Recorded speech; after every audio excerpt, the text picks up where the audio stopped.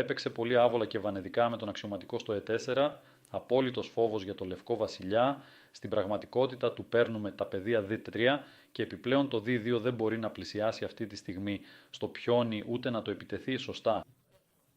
Σαν να έρθει ο πύργος στο Γ5, ο πύργος στο D2, μετά τον πύργο στο D2, οι λευκοί συνήθως παρετούνταν γιατί δεν μπορούν να καλύψουν ή λοβολούν την πρόοδο αυτού του πιονιού, για παράδειγμα ένας ύπος στο S.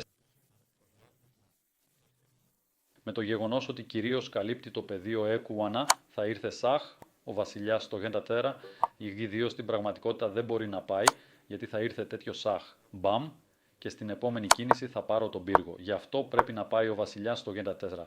Μπροστά, στο E3, μπορεί να δώσει Σαχ, περνάω, Σαχ, περνάω, Σαχ, περνάω, μπλοκάρω, αλλά άνετα παίζω τον πύργο στο D1, ο βασιλιάς πάει Γ3, παίρνω τον ύπο καλά, οι μαύροι θα κέρδιζαν εύκολα αυτή την επιδρομή.